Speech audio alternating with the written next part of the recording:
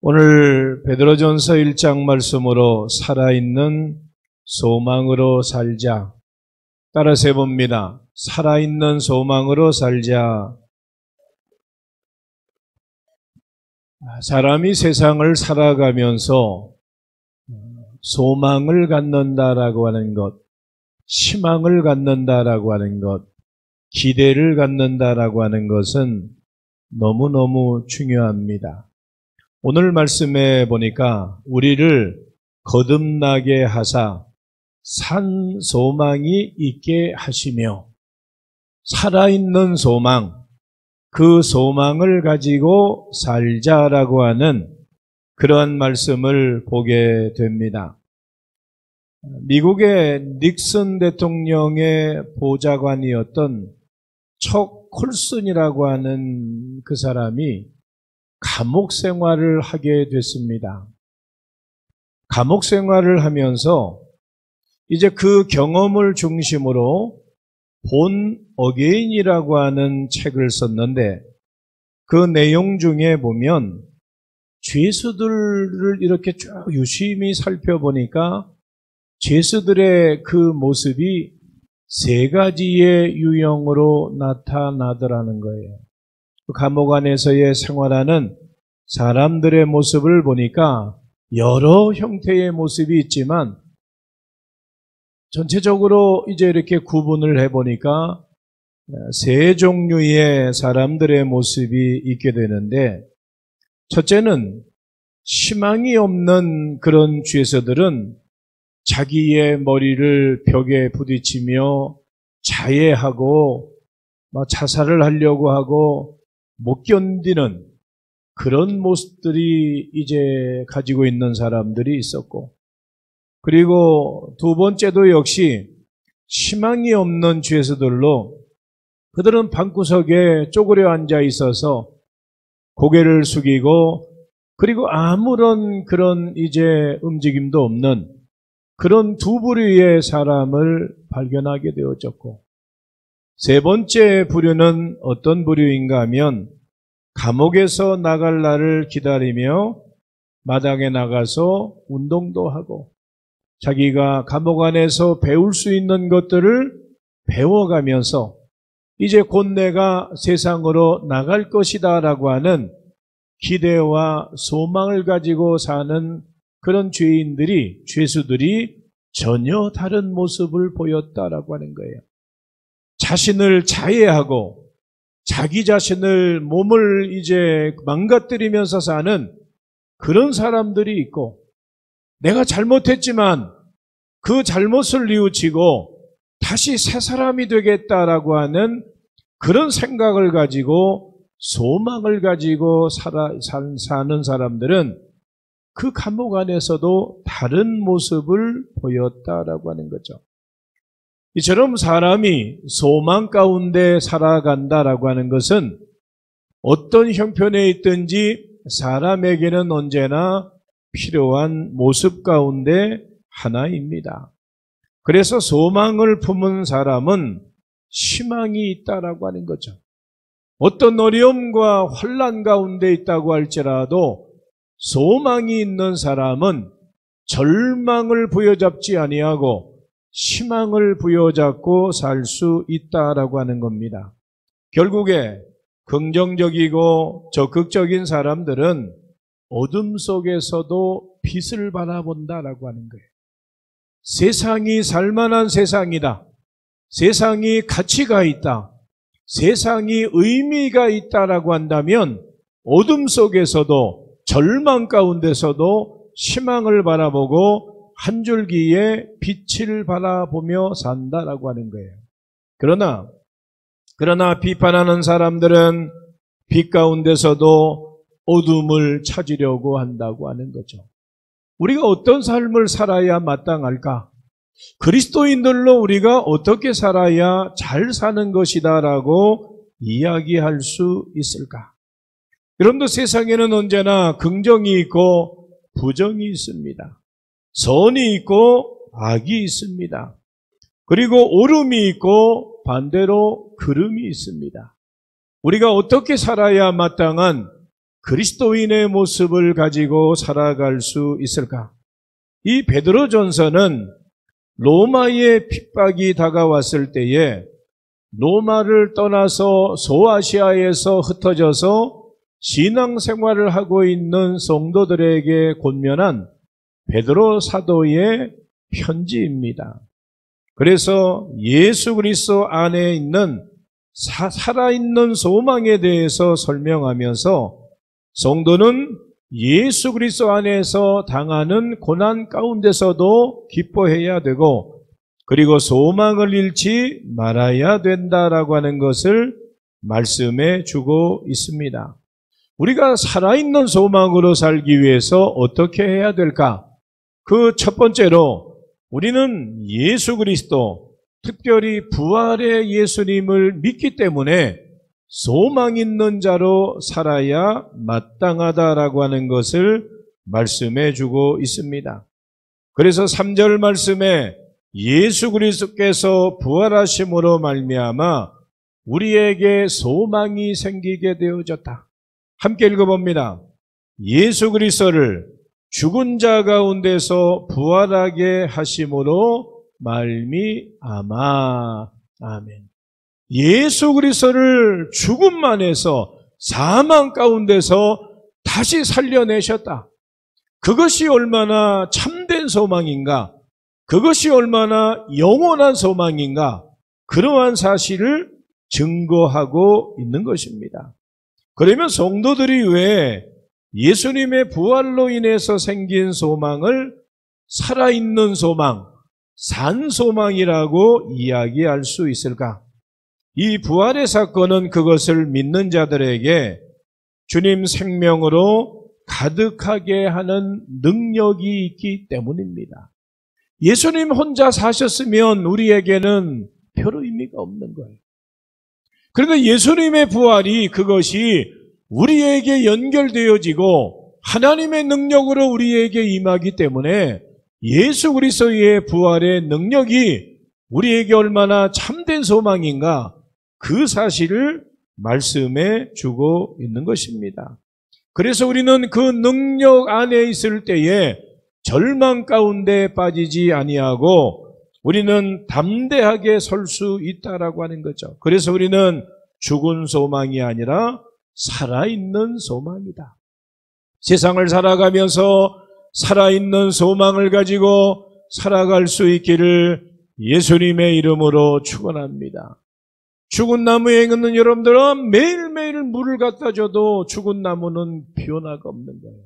그런데 살아있는 나무는 물을 주고 적당한 온도가 되어지면 새싹이 돋아나고 꽃이 피고 그리고 열매를 맺고 성숙함을 더해 가는 것처럼 그리스도인의 소망도 마찬가지라고 하는 거죠.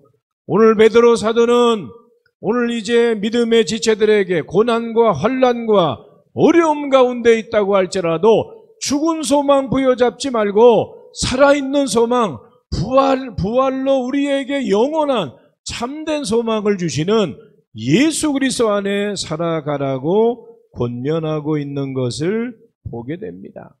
주님은 장사 지낸 지 3일 만에 부활하셨습니다. 그런데 그것이 2000여 년 전에 예수님의 부활의 사건으로 거기에 멈춰버리고 거기에 끝나버리면 안 된다라고 하는 거예요. 무슨 의미가 있어요, 우리에게?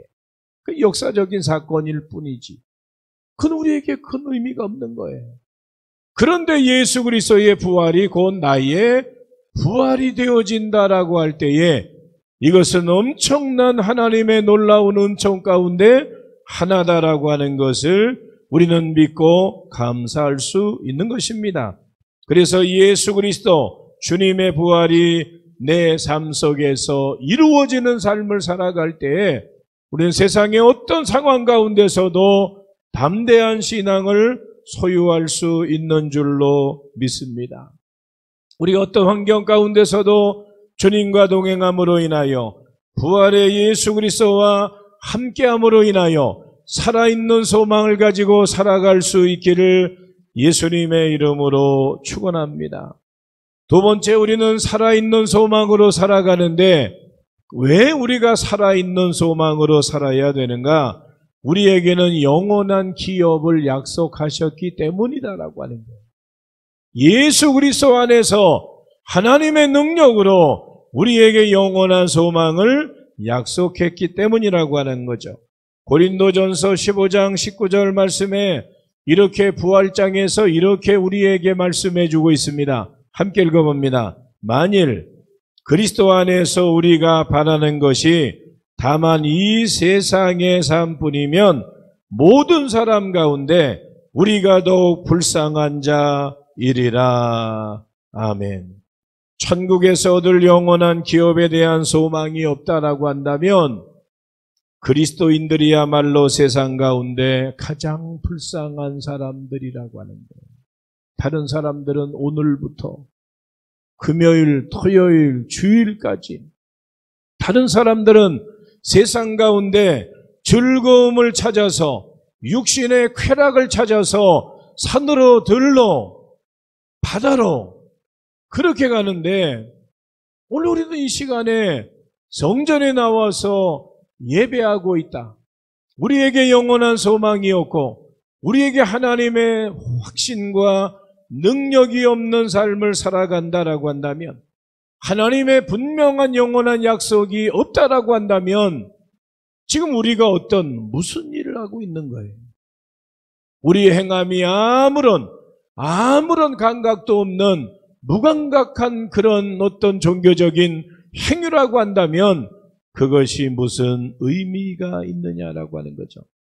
그런데 그렇게 되면 과거에 피를 흘리고 목숨을 버렸던 순교자들의 믿음도 헛된 것이고 그리고 절제하고 근신하고 하나님의 뜻대로 살려고 하는 성도들의 삶도 부질없는 것이라고 하는 거예요.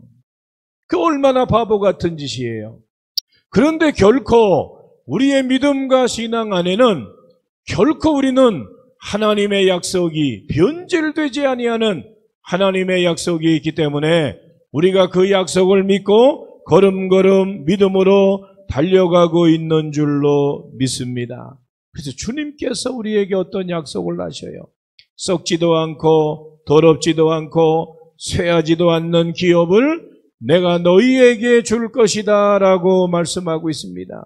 그렇기 때문에 고난 가운데서도 참고 인내하는 것이고 아버지의 뜻을 우리가 바라보면서 달려가고 있는 것이 그리스도인의 모습인 것입니다. 왜냐하면 우리에게 다가오는 고난은 영원한 기업, 천국 가기 위해서 거쳐야 될 신앙의 어찌 보면 필수적인 과정이기 때문입니다.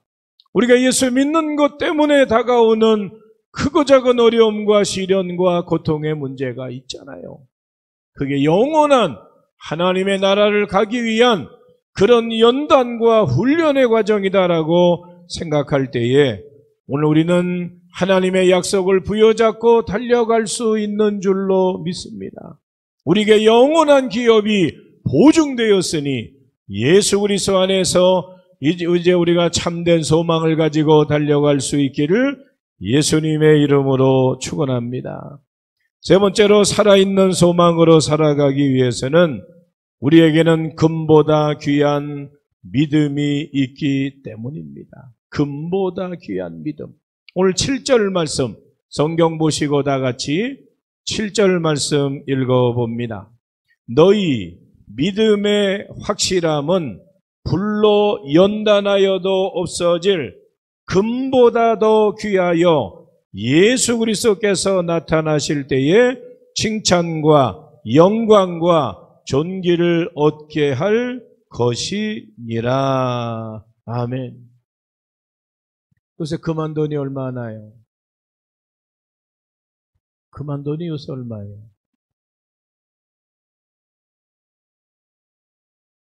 여러분들 손에 낀 거 한번 가져가서 한번 얼마냐고 한번 알아보세요. 40만 원이? 네, 그 정도 하는 것 같아요. 예전에는 한 돈에 돌 반지가 4만 원, 5만 원이었는데 한 10배 이상이 뛴 것 같으네요. 그게 여러 가지 의미가 있겠죠. 여러 가지 의미가 있겠죠. 돈 많은 사람들이 다 갖다가 두꺼비 만들고 돼지 만들고 해서 이렇게 금고에 갖다 놓아서 그래서 없었을 수도 있고, 금이라고 하는 게 어떤 의미가 있습니까? 변하지 않는다고 하는, 변질되지 않는다고 하는. 그래서 결혼식에 서로 신랑 신부가 주고받는 것이, 물론 잘 사는 사람들은 다이아몬드, 금보다도 다이아몬드는 더 단단하니까 다이아몬드를 주고받기도 하지만 보통 금반지를 주고받잖아요. 변치 말자. 우리의 사랑 변치 말자. 그래서 너 없이 나 못 살아. 그러다가 너 때문에 못 살아. 그렇게 사람들이 변질되는 경우들이 많기 때문에 변하지 말자라고 하는 약속으로 우리가 금반지를, 금부치를 서로 주고받는 거예요. 그런데 성경에 보니까 오늘 본문 7절에 보니까 너희의 믿음의 확실함은 불로 연단하여도 없어질 금보다 더 귀하여 예수 그리스도께서 나타나실 때에 칭찬과 영광과 존귀를 얻게 될 것이다. 우리가 끝까지 믿음을 지켜나가면 하나님 앞에 우리가 어떻게 인정을 받을 수 있나라고 하는 사실을 분명하게 말씀하고 있죠. 시편 43편 5절 말씀에 보면 이렇게 말씀하고 있어요. 함께 읽어봅니다. 내 영혼아, 내가 어찌하여 낙심하며 어찌하여 내 속에서 불안해하는가? 너는 하나님께 소망을 두라. 그가 나타나 도우심으로 말미암아 내 하나님을 여전히 찬송하리로다. 아멘. 낙심하지 말고 소망의 하나님을 부여잡으라고 하는 그런 말씀을 보게 됩니다. 사람들은 고난을 싫어하죠. 누가 고난을 좋아하겠어요? 누가 가시밭길, 좁은 길, 십자가 지고 가는 길을 좋아하겠어요? 근데 성경은 우리에게 좁은 길로 가라.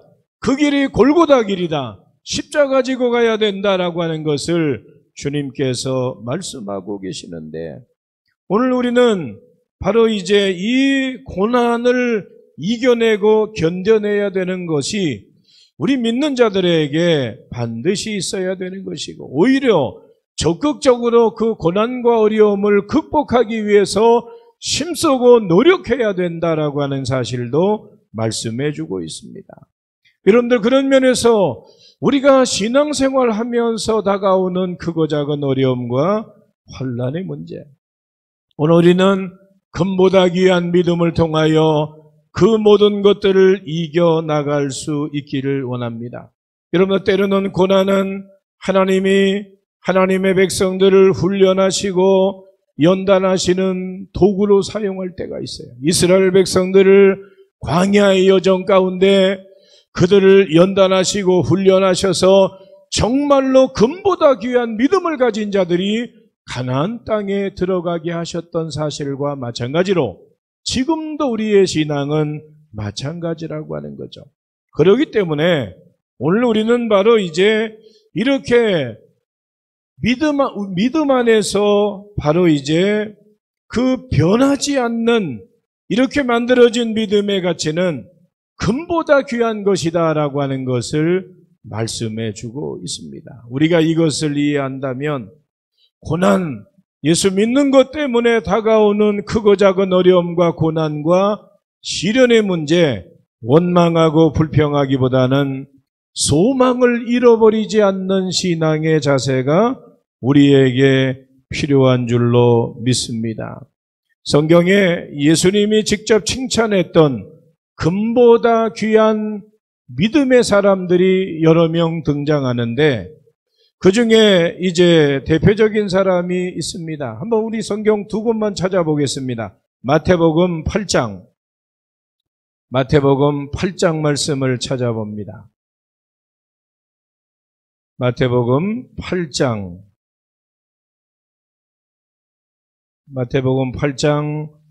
8절로 10절 말씀.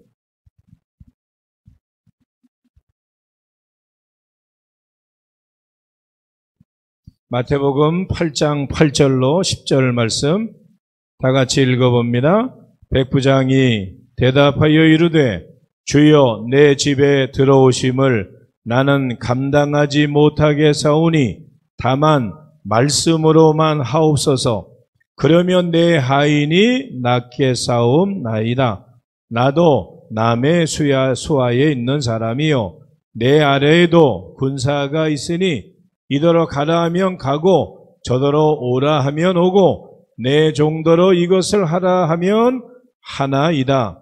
예수께서 들으시고 놀랍게 여겨 따르는 자들에게 이르시되 내가 진실로 너희에게 이르노니 이스라엘 중 아무에게서도 이만한 믿음을 보지 못하였노라. 아멘. 이 믿음이 금보다 귀한 믿음이죠. 내가 이스라엘 수없이 많은 사람을 만나봤는데 이런 믿음을 가진 사람이 없어. 이렇게 금보다 귀한 믿음을 가진 사람이 이 사람이다라고 예수님이 칭찬하시고 인정하고 계시는 그 모습을 보게 됩니다. 또 마태복음 뒤로 좀 넘기셔서 마태복음 15장 27절 28절 말씀. 마태복음 15장 25절부터 읽어봅니다. 25절로 28절 말씀. 마태복음 15장 25절로 28절 함께 읽어봅니다. 여자가 와서 예수께 절하며 이르되 주여 저를 도우소서. 대답하여 이르시되 자녀의 떡을 취하여 개들에게 던짐이 마땅하지 아니하니라.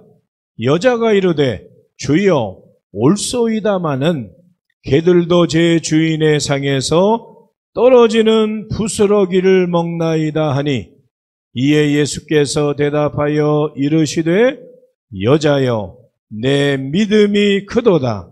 내 소원대로 되리라 하시니 그때로부터 그의 딸이 나으니라. 아멘.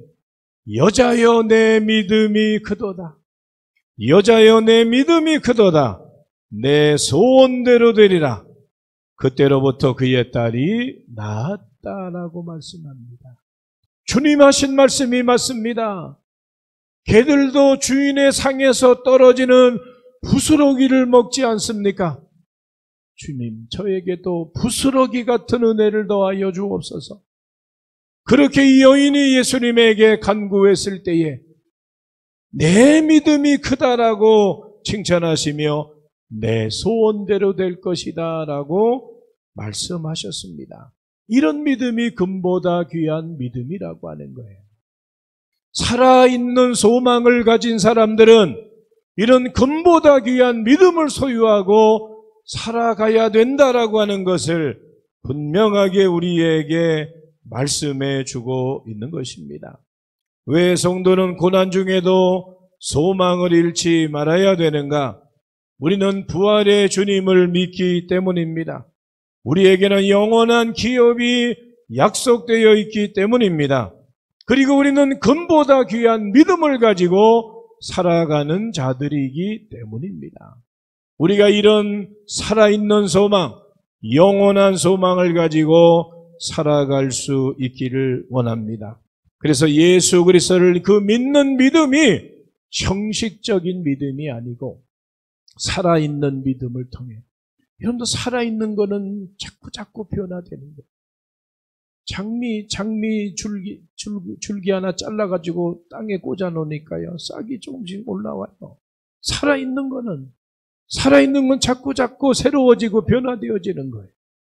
우리가 살아있는 산 소망을 가지고 예수 그리스도 안에서 하나님을 기쁘시게 하며 또 하나님의 영광을 위해서 살아가며 예수님의 장성한 분량에 이르기까지 그렇게 하나님의 넉넉한 은혜를 받아 누리는 그런 금보다 귀한 믿음, 살아있는 믿음, 그리고 하늘을 소망하는 그러한 믿음, 그리고 부활과 그리고 예수 그리스도의 다시 오심의 재림을 믿는 그 믿음과 신앙을 통하여 주님과 날마다 동행하는 복된 삶을 살아갈 수 있기를 예수님의 이름으로 축원합니다.